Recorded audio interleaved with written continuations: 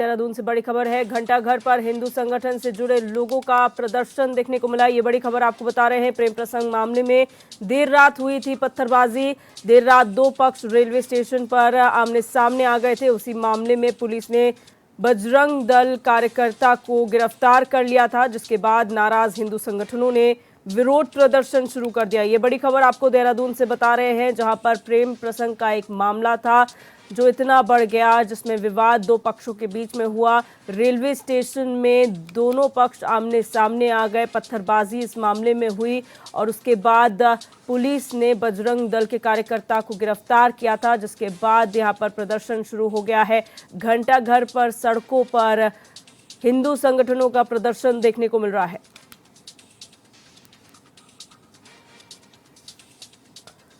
ये बड़ी खबर आपको देहरादून से बता रहे हैं, जहां पर घंटाघर पर हिंदू संगठनों ने प्रदर्शन किया है और प्रेम प्रसंग का एक मामला था जिसमें विवाद हुआ। विवाद में दो पक्ष आमने सामने आ गए। रेलवे स्टेशन पर पत्थरबाजी भी हुई दोनों पक्षों के बीच और उसी मामले में बजरंग दल के कार्यकर्ता को पुलिस ने गिरफ्तार कर लिया था, जिससे नाराज होकर बजरंग दल के कार्यकर्ताओं ने और हिंदू संगठनों ने विरोध प्रदर्शन किया है।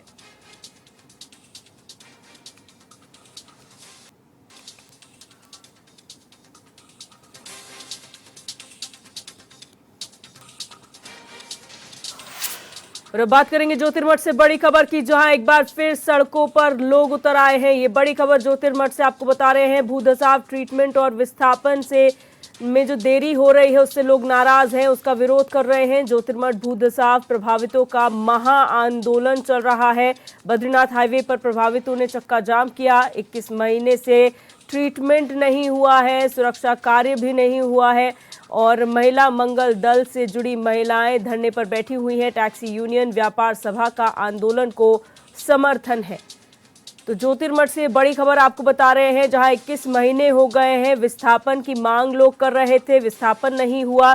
जो सुरक्षात्मक कार्य होने थे वो भी अभी तक नहीं किए गए हैं, जिससे लोग अब नाराज हो गए हैं और नाराज होकर सड़कों पर उतर आए हैं। बद्रीनाथ राष्ट्रीय राजमार्ग पर चक्का जाम इन लोगों ने किया है, जिसमें महिला मंगल दल के कार्यकर्ता हैं जो धरने पर बैठी है और इन्हें समर्थन दे रहे हैं व्यापार सभा के लोग और टैक्सी यूनियन।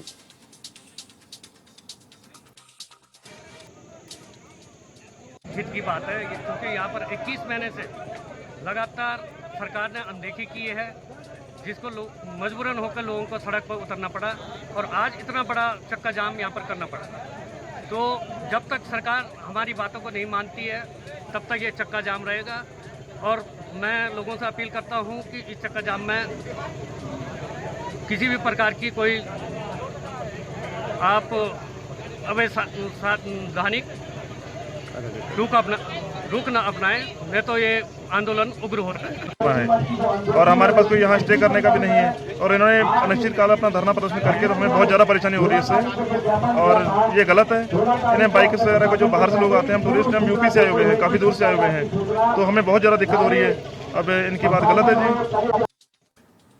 और संजय कुंवर हमारे संवाददाता ज्योतिर्मठ से हमारे साथ फोन लाइन पर जुड़ चुके हैं। संजय, जिस तरीके से एक बार फिर आंदोलन शुरू हो गया है, महा आंदोलन लोग कर रहे हैं, मांग क्या है इन लोगों की, क्यों नाराज हैं ये लोग?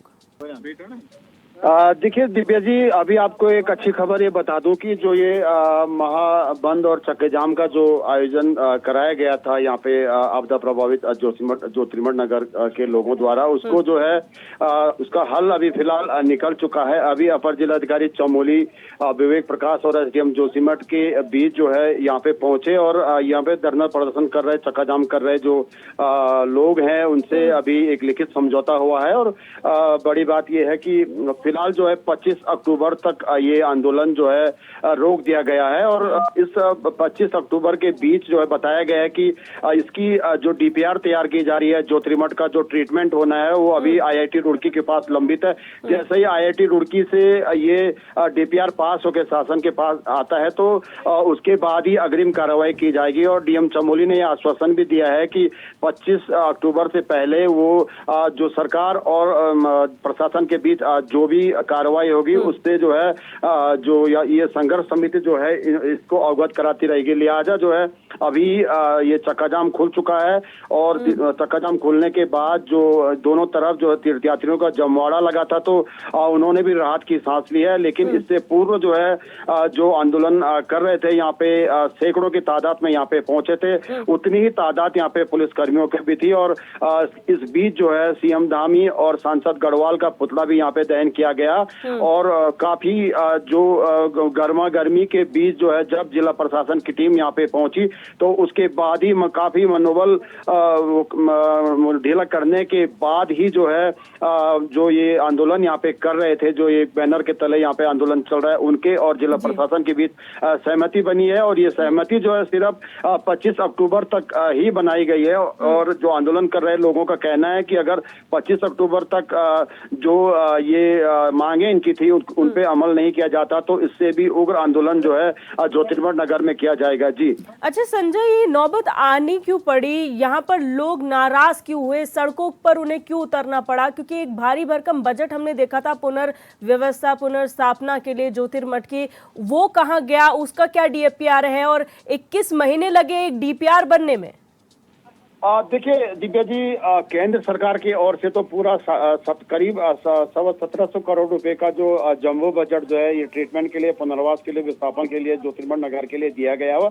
लेकिन जिला प्रशासन और शासन स्तर से बताया जा रहा है कि जो इसकी दीर्घकालीन परियोजना है ज्योतिर्मठ के ट्रीटमेंट के लिए, विस्थापन के लिए, और इतने बड़ी तादाद में लगभग 1200 परिवारों का विस्थापन किया जाना है, तो इसके लिए जो चरणबद्ध तरीके से कार्य किया जा रहा है, शासन स्तर से लगातार इस कार्य किया जा रहा है। एक बार अगर डीपीआर ओके होकर के शासन के पास आ जाता है तो उसके बाद जो एक क्रमवार तरीके से जो है ज्योतिर्मठ का जो इसका जो ट्रीटमेंट का कार्य है, ये विस्थापन का कार्य है, पुनर्वास का कार्य है, सुरक्षात्मक कार्य है, तो ये किए जाने हैं। लेकिन इस तरह से एकदम अगर जो जल्दीबाजी में और थोड़ा सा त्वरित कार्रवाई जो जिस तरह से यहाँ पे किया जा रहा है, तो उसके लेकर शासन का, जिला प्रशासन का भी कहना है कि पूरी तरह से शासन और जिला प्रशासन सहित तमाम जो अधिकारी हैं, आपदा सचिव हैं, पूरी तरह से संजीदा हैं इस काम के प्रति कि ज्योतिर्मठ जो धार्मिक पर्यटन नगरी है, तीर्थाटन नगरी है, तो उसको बचाने का हर संभव प्रयास किया जाएगा। लेकिन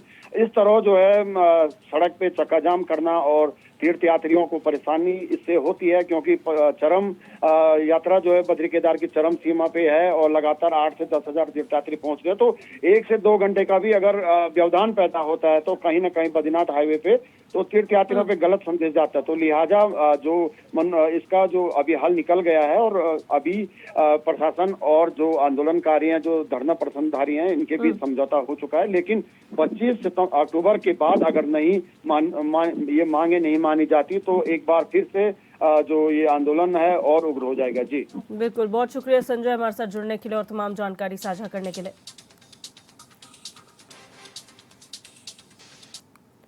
बढ़ते हैं आगे। आंध्र प्रदेश के प्रसिद्ध तिरुपति बालाजी मंदिर के प्रसाद में मिलावट होने के मामले के बाद उत्तराखंड सरकार अलर्ट मोड पर आ गई है। प्रदेश के धर्मस्व मंत्री सतपाल महाराज ने प्रसाद की पवित्रता पर खास ध्यान रखने के निर्देश दिए हैं। मंत्री सतपाल महाराज ने कहा कि कोई भी मिलावट की वस्तु मंदिरों की रसोई तक न पहुंचे, इसे लेकर धर्मस्व सचिव को निर्देशित किया गया है। साथ ही उन्होंने कहा कि प्रसाद की सामग्री की सैंपलिंग भी होगी।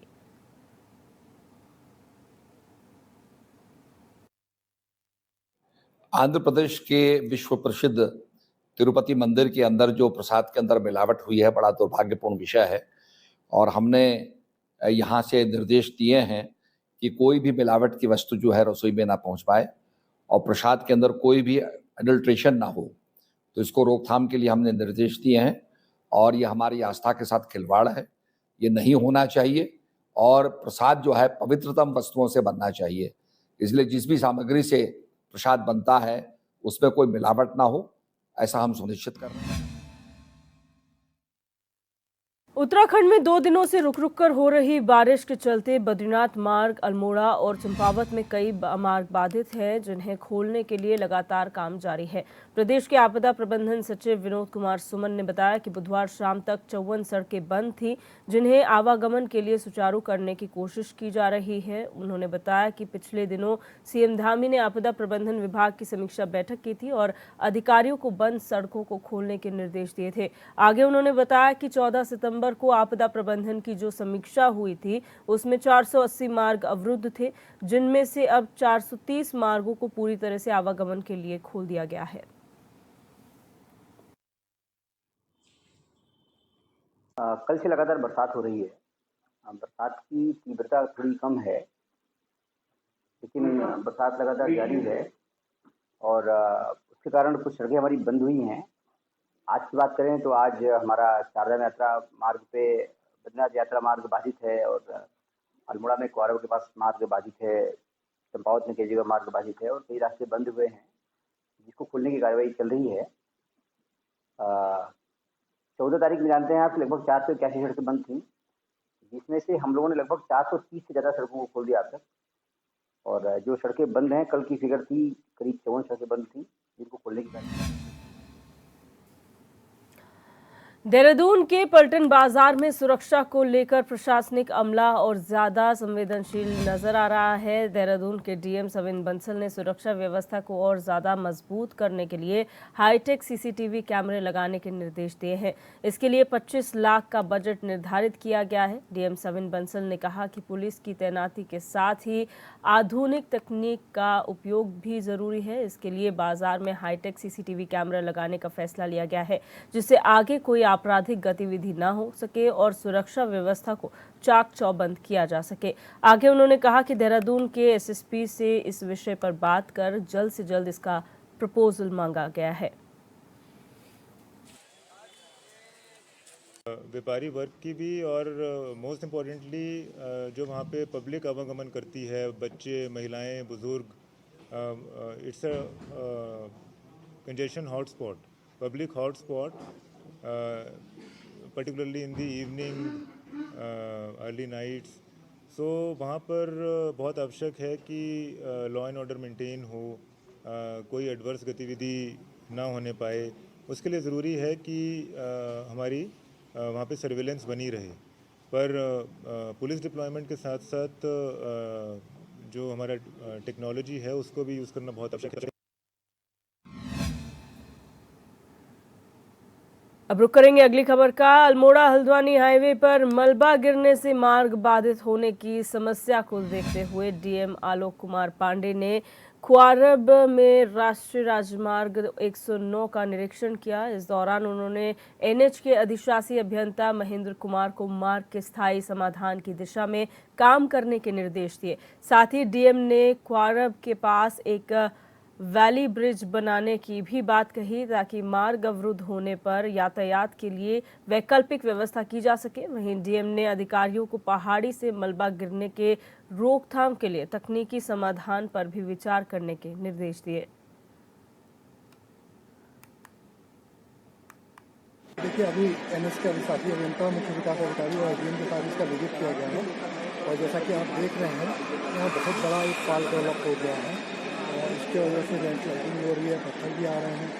एनएच से बात हुई है, इन्होंने कहा है कि कल हाई लेवल पर मीटिंग हुई है, टीएडीसी को दिया है।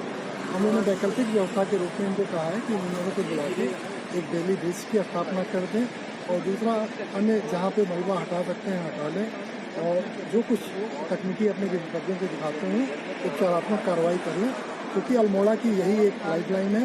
ये बंद हो गई तो फिर रानी खेत होते हुए बहुत लंबा रास्ता।